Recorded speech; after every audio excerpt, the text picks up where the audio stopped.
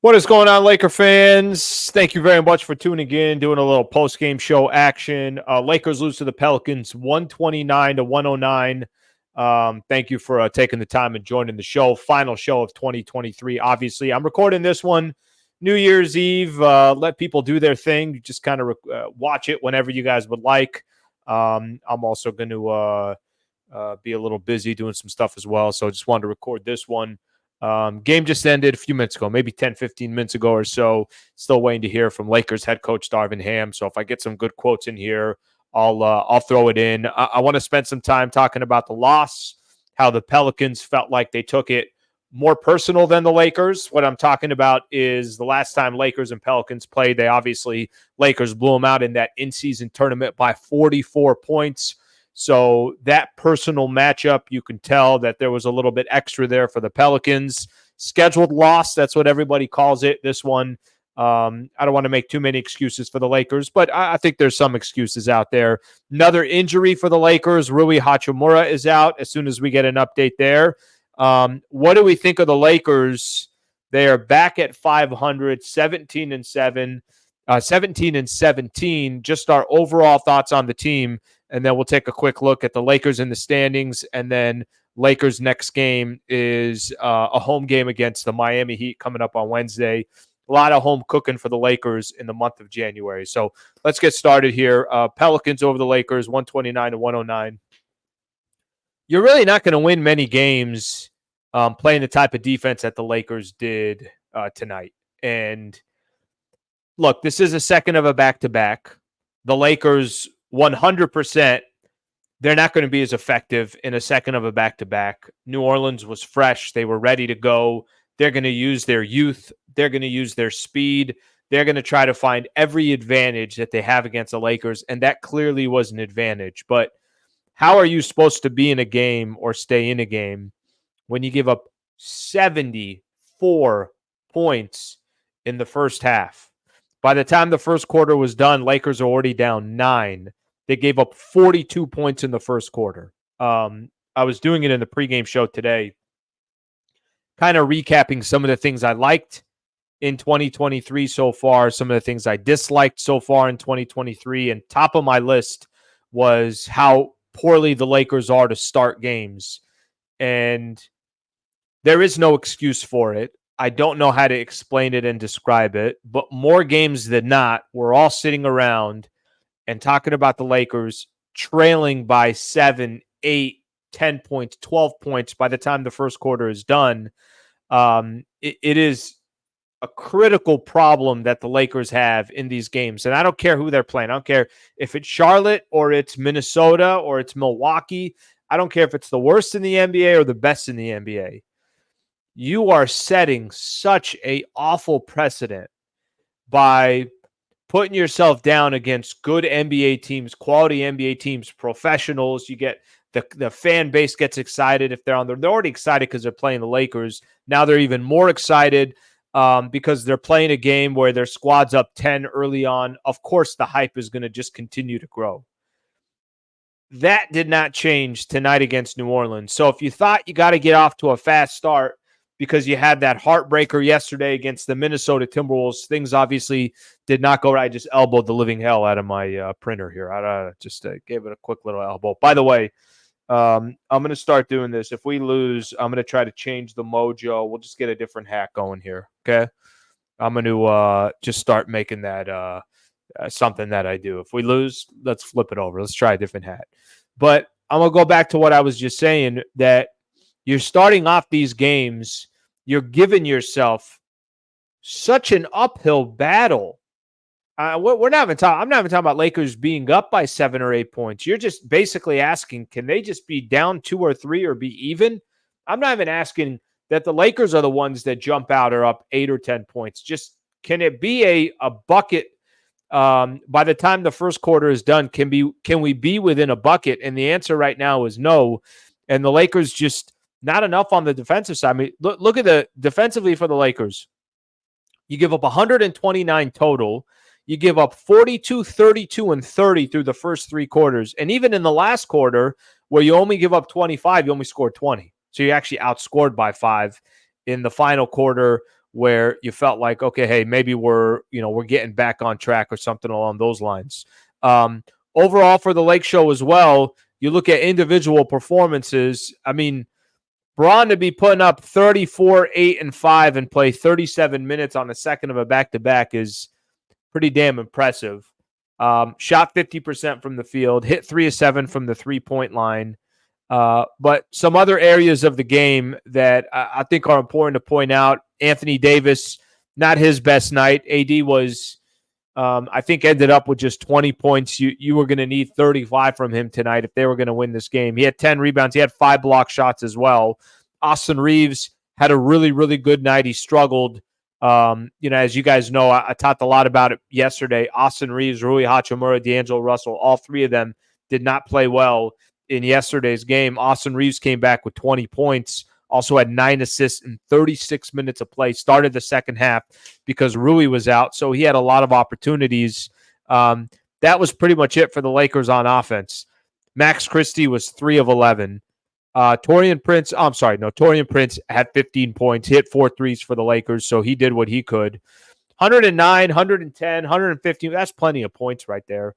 The Lakers just were not able to make it happen on the defensive side. And one of the things that I said to start off the show that I thought the Pelicans would take the game personal, that's no surprise. I mean, think about it. On a nationally televised game, the Lakers taking on the Pelicans, it's the first time this in-season tournament thing has ever, been put together. There's 2 games going on in Las Vegas. There's the hype of the Indiana Pacers and the Milwaukee Bucks, followed by the Lakers and the Pelicans. Lakers beat the Pelicans by 44 in that game.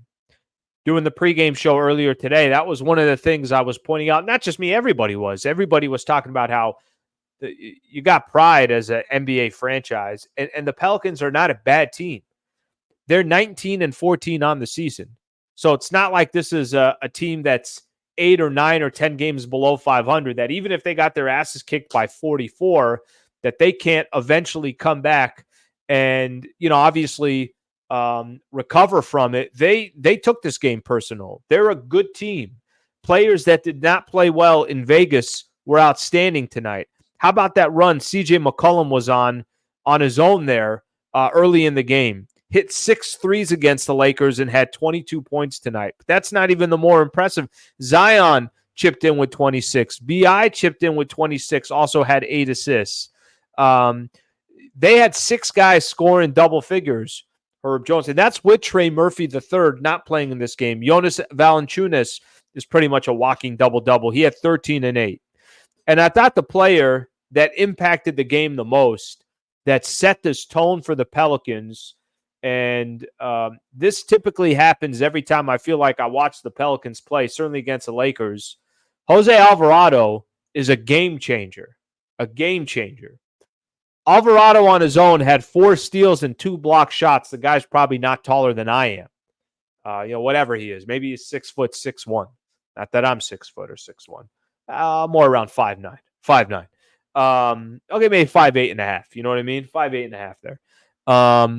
But Jose Alvarado completely changed the complexion of the game, because early on the Pelicans built up a lead. Lakers were eventually able to come back. But there was a stage when Jose Alvarado came into the game. Critical plays on defense. Backbreakers that would set up Herb Jones in the corner for a couple threes in a row. Stealing the ball from LeBron James. LeBron has no idea that he's coming. Plays that take an arena that is just, mildly watching the game and gets everyone out of their seat, and Alvarado's going like this to the entire, fan base there in New Orleans.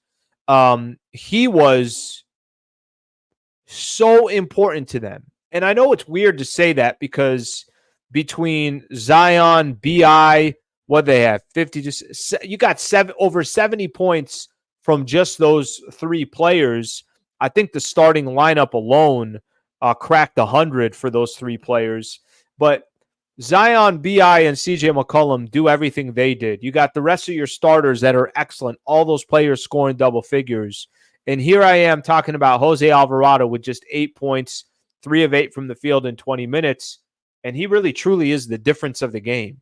He sets a tone for that franchise. He gets the place, and not just the fans rocking. He gets his players hyped up. He gets the rest of the team motivated. The Lakers just had no answer for him. I think every team needs a Jose Alvarado on their franchise, and the Lakers don't have somebody like that. And there aren't too many guys like that in the NBA. He's just very, very feisty, finds ways to be productive, gets a ton of steals, even had a couple of block shots. And I thought there were critical moments in this game where he set the tone and set up a CJ McCollum, or a steal got Herb Jones to play, or Brandon Ingram then hit a back-breaking jumper. And New Orleans basically had a lead of about 10 points the entire game, maybe even a little bit more than that, 12, 14 points. They always had just enough space there where you didn't really feel like the Lakers were that they were a real threat to win the game. And a lot of that had to do, like I said, this could have been, Lakers played them back on December 7th. So in this month, they beat them 133 to 89. And here are the Pelicans, their first chance to play them again. And there was going to be a little bit something extra to it. Why wouldn't there be? I don't blame them for it. And then it was up to the Lakers. Can you match that intensity? Can you come out in a second of a back-to-back and, find a way to make this a game in the fourth quarter? And the answer was no. The Lakers were clearly not able to do that, and that just wasn't a part of the mix here for the Lakers. I'm going to be I got a couple tweets here that I want to read, and I'll keep you guys informed on if there's any information out there in regards to Rui Hachimura. So I'll do that in just a second. Mike Trudell put out a tweet that the Lakers have played the most back-to-back so far in the Western Conference, and the Lakers have played the most total games, 35, because you got to include that in-season tournament games, and the most road games so far this year. I'm going to get to that in a second here when I just go over how do we feel about where the Lakers are. They're 17-17 on the season. We're 34 games in. You can, close the page on obviously 2023 and looking forward where the Lakers are. Maybe you guys will be a little bit surprised, but I actually think they're not in an awful spot, and I do feel like they're gonna start doing some damage here in January. At least that's the hope. Put it this way: if they don't start doing damage in January, I don't know when it's going to happen. I know a lot of that's going to have to do with some of the injuries as well. Okay. Another injury for the Lakers, Rui Hachimura out. Let me read here from Dave McMenamin. This just came out a few minutes ago. Not good. Darvin Ham says there is a high level of concern when it comes to Rui Hachimura's calf strain injury because he left and he couldn't return, but the team doesn't want to jump to any conclusions about Hachimura's status until further evaluations occur. Damn. Well, I'll tell you this much. Let's talk a little bit about all the injuries that the Lakers have right now. Tonight, D'Angelo Russell couldn't go. Yesterday, and let me go back to this real quick. 2 seconds here. I want to go back to one thing here.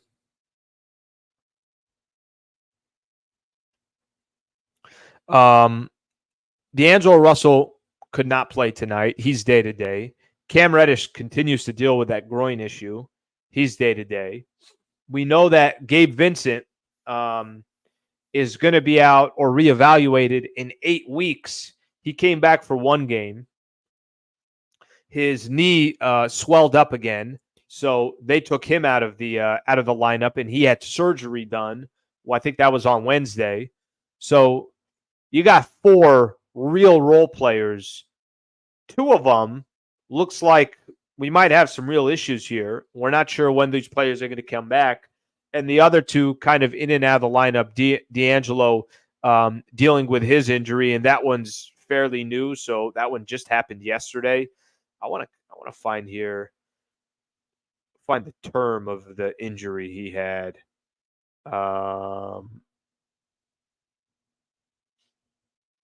Yeah, I'm trying to see here. Top of my head, anyways. I can't find what specifically contusion was it, one of those. Either way, it puts the Lakers in an interesting spot here. And now you add, I mean, the good news is that it does not seem like D'Angelo Russell and Cam Reddish's injuries are serious. But this one that we're talking about with Rui Hachimura, that's concerning. I mean, if they're concerned of it, the term high level of concern about Rui Hachimura's calf strain. So that part is incredibly unfortunate. And you guys know that I've been the one sitting here talking about how there's got to be more from him. There's got to be more from it's a bruised tailbone injury for D'Angelo Russell. So that came from yesterday's game. I've been one talking about Rui Hachimura and saying, look, this guy's got to be able to do more. He's got to be more consistent. I get it. He had concussion protocol early in the year.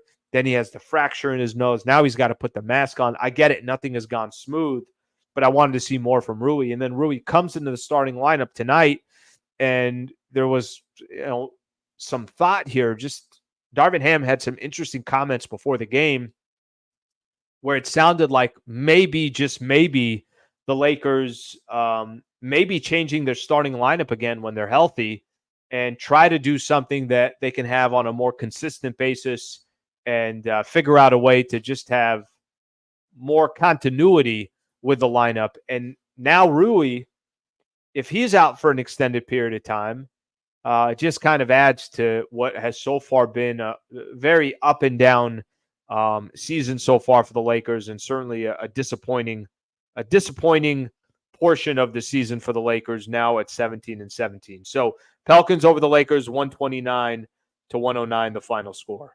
I want to spend some time on this here real quick.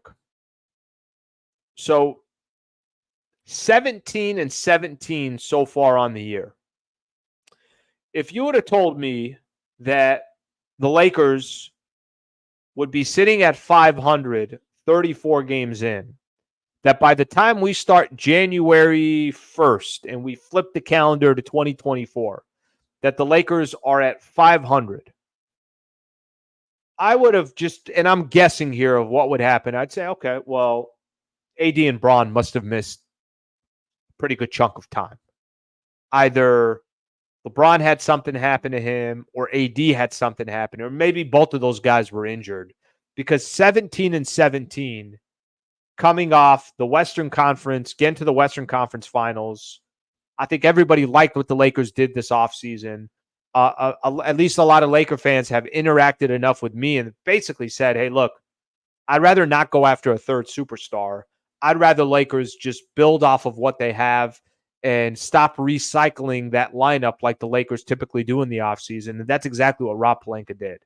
If you'd have told me 34 games in, Lakers are 17-17, I would have thought LeBron or Anthony Davis or both of those players had some type of an injury, or there was a reason why they were, not in the lineup. That's the only way I would have thought the Lakers are 17-17. Instead, between both of those players combined, they've missed 5 games. So Anthony Davis has virtually been there every single night. LeBron James has virtually been there every single night. The only games really LeBron has missed, second of back-to-backs. I think he missed a random one as well. But for the most part, they've been playing. They've been there. And by the way, they've been really good. Anthony Davis, I'm not telling you Anthony Davis is going to go win the MVP this year, but if the Lakers actually had a really good record, he'd be in that conversation for most valuable player. That's how good his season has been. LeBron has been incredible. Everybody just keeps sitting back. It's like, how the hell this guy turned 39? He just turned 39 yesterday. He's still putting up numbers like this. I mean, LeBron on a second of a back-to-back tonight had 34 points, 8 assists, 12 of 24 from the field, and played 37 minutes. Bron and Anthony Davis are delivering. Austin Reeves is probably the front runner right now to win Sixth Man of the Year. All those things don't equal a 17-17 record, if that makes sense, right? AD's been phenomenal. Bron has been phenomenal. Austin Reeves is coming off the bench, and he's most likely, at least at this stage, he's very effective. Whether he wins Sixth Man of the Year, okay, we'll see. There's plenty of games left to play. But at the very worst, at the very least, we're saying that he's been very effective. And they're 17-17. Okay, well, what happens if AD does miss a stretch of 10 or 15 games? What happens if Bron misses some games? What happens to the Lakers' schedule, or what happens to their effectiveness moving forward if one of those two guys are out? They're 17-17, and these guys have been there. I guess that's the point that I'm trying to make. So now I'll go back to Mike Trudell's tweet here, and I'll go back to what he was talking about in regards to the Lakers playing the most games right now and the back-to-backs and everything else. Here are the only excuses you could really have for the Lakers right now. Let's use Mike Trudell's excuses. By the way, if you have your thoughts overall, 17-17, what do you think so far? Are you optimistic about what's ahead? Are you pessimistic about what's ahead? You could feel free to put your comments. By the way, if you don't mind, if you can please subscribe to the channel, I'd appreciate that. But let me go back to now Mike Trudell's tweet about, okay, these are the Lakers. Back-to-backs in the West so far. Lakers already have played 7 back-to-backs. I guess the Lakers, the Mavs, and the Nuggets played now 7 back-to-backs. The Lakers have played the most total games, 35, because of the in-season tournament, and the most road games, 20. Okay, then maybe the toughest portion of the schedule is behind the Lakers. Maybe they were going to get that in the first 2.5 months of the season. Maybe now it gets a lot easier for the Lakers. Well, if that's the argument we're going to make, that the schedule was brutal, the travel was brutal, they had to play an extra game because of the in-season tournament. If we want to make those excuses, fine, that's okay. Then that means they better do some major damage in January. Because if you're 17-17 now, and 12 of the next 13 games that you play are going to be at Crypto.com Arena, Clippers with one of those as a home game, just one road game against Utah, and you don't have a scheduled back-to-back again until January 29th and 30th, then we really can't have any more excuses moving forward for the Lakers. Because the excuses that I've heard for the Lakers so far is, guys, Vando's out. Cam Reddish has been out of the lineup. Rui in and out of the lineup. All fair, completely fair. Gabe Vincent has been out. If we're going to give the Lakers those excuses, okay, cool. But in December, they had a stretch against Dallas, San Antonio, New York, Chicago. They had a stretch where most of those guys were there, and they still were losing games. If we're going to have an excuse of, well, they got so many of these back-to-backs, okay, cool. Well, then do damage in January. If we're going to have an excuse of, well, they played such a high during the in-season tournament, and now it's such a low, okay, well, maybe don't value the in-season tournament as much as you value the marathon of an 82-game season. If somebody's going to say, well, they've also played the most games because they were in the championship game of the in-season tournament. Nobody's trying to hear that. Last I checked, LeBron's been available. Anthony Davis has been available. Austin Reeves has been available. For the most part, D'Angelo Russell has been available.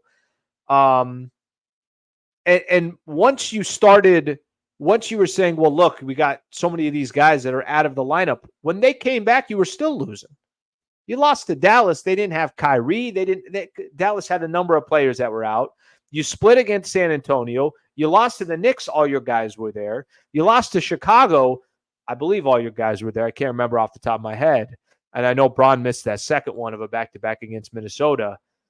I just don't want to hear too many excuses for the Lakers, because I think a lot of this, even when they've had things in front of them, it's not like they've played great basketball. Here's why I'm going to be optimistic about the Lakers. That was a long way for me to get to eventually being optimistic about the Lakers, to tell you that. Why I'm optimistic about the Lakers is because I actually do think they have a good team. Doesn't mean they've gelled. Doesn't mean it's looked perfect. You know, the next time they play January 3rd means we're about a month away, a little over a month away from the NBA trade deadline. So there's going to be decisions that are going to have to be made. I don't think the roster is bad. I don't. Now, if you tell me that Rui is going to be out an extended period of time, okay, well, that's certainly going to hurt the team as well. But I think January is going to tell us everything about the season, because even though the Lakers got a lot of home games, even though they're not going to have a lot of back-to-backs, only going to have one at the end, they still play quality teams. They got Miami on Wednesday. Is that a slam dunk? Of course not. They got the Clippers. As part of this, I'll just name off some of the teams the Lakers are going to have in January. Miami, Clippers, Phoenix. At Utah is always a tough place to play. OKC, Dallas. So even though they got some games in January because they're home and you feel like you don't have to travel anywhere and everything else, it's not like these teams can't go into Crypto.com arena and beat the Lakers. So I also don't want to get caught up in the, well, Lakers are fine because January they got so many home games. I think that's not fair to put it that way as well. All right, let me see if there's any other quotes here while I'm doing the show here. Nope. Last one from Dave McMenamin. High level of concern on Rui. Well, that's shitty. That really is. That's the last thing that you want to see right now is another situation for the Lakers, and this time Rui. Okay, let me share my screen real quick, and I want to get to. I know LeBron's talking right now, so we'll get into some of that in just a second. See if there's any quotes. Share my screen real quick and talk about the Lakers in the standings. Do I have it? I don't even have it, guys. I don't even have it. Here I am promoting the standings. I don't even have it in front of me. By the way, I hope you guys got some great plans for the new year. Kind of stay a little mellow. All right, I got it here. But whatever you do, obviously be safe. If you're going to go out, make sure that you're not drinking and driving or any of that stuff. Be smart about it. Okay, so here's where the Lakers now are in the standings at 17-17. 17-17 keeps them in the 9th hole.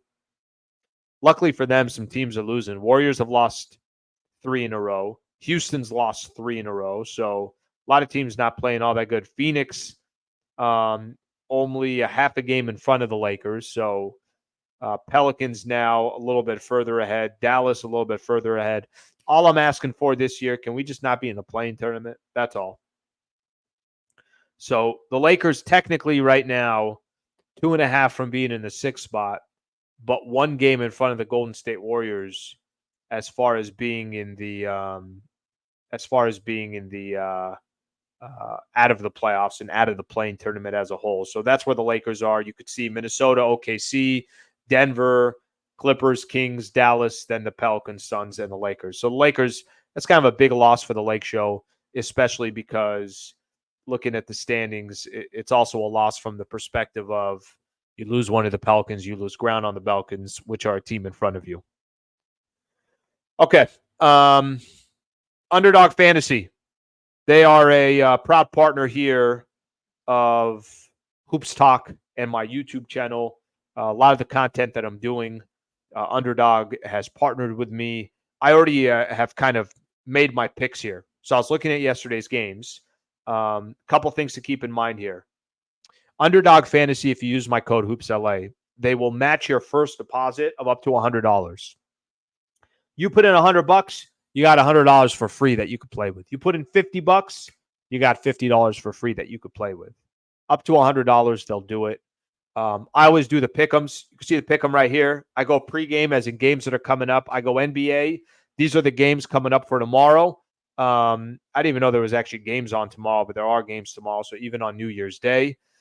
I'm going to go with a couple players and a couple teams that the Lakers just faced. They faced Anthony Edwards yesterday. I'm going lower than 29.5 points because the Knicks got a good defense. Jalen Brunson, Knicks beat the Lakers. What was that? On Monday, I think it was.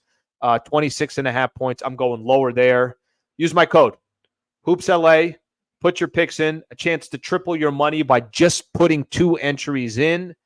It's fun to play these games, and it's certainly I'm appreciative of the partnership with Underdog Fantasy. A lot of the reason why I'm kind of putting myself in a position to get better equipment. Eventually, I'm going to add more people to the channel and add content is because of partnerships like this. So thank you to Underdog Fantasy. Just a quick reminder here, call 1-800-GAMBLER or visit www.ncpgambling.org if you're concerned with your play. So we just want to make sure that you're smart about it if you do play as well.